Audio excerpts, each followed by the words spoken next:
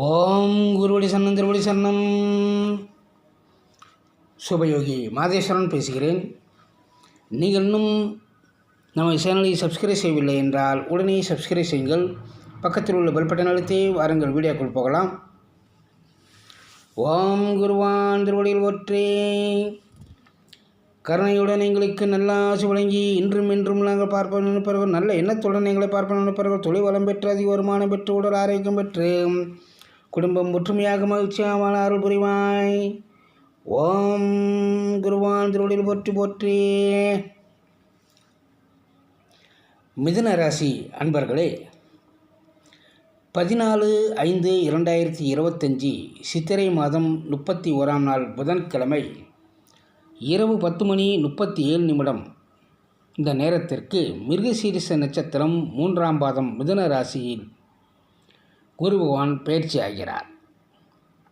மிதுன ராசிக்கே குரு பகவான் கலஸ்தரஸ்தானாதிபதியும் தொழில்ஸ்தானாதிபதியும் ஆவார்.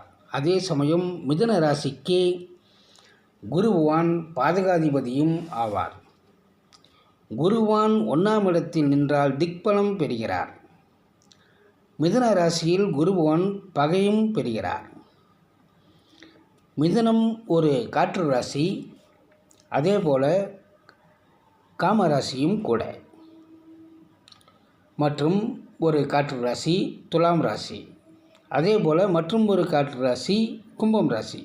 இந்த 2 ராசிகளையும் குருவான் பார்க்கிறார். இதுநாள் வரை குழந்தை பாக்கியம் இல்லாத தம்பதிகளுக்கு இப்பொழுது குழந்தை பாக்கியம் கிடைக்கும். குலதெய்வம் நல்ல ஆசி கிடைக்கும்.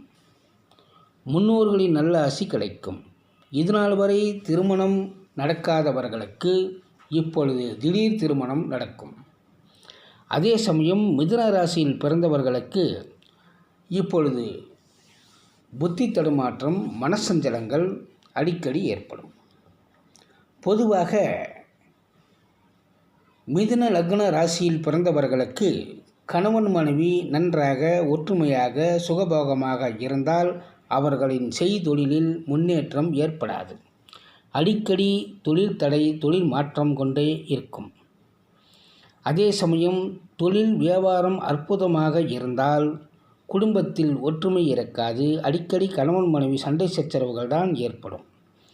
மனம் நிம்மதி குறைவு ஏற்படும். மிதுன ராசி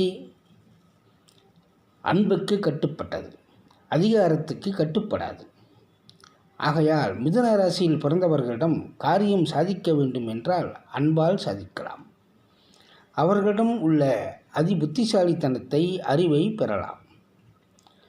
இவர்களிடம் கோபித்து கொண்டால் எந்த வேலையும் நடக்காது.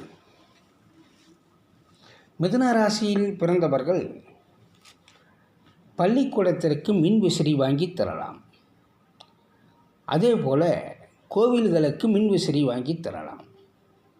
அதே போல் அரசு ஆஸ்பத்திரியில் பிரசவ வார்டு பகுதியில் உள்ளவர்களுக்கு, தாய்மார்களுக்கு மின் விசிறிகள் வாங்கி தரலாம்.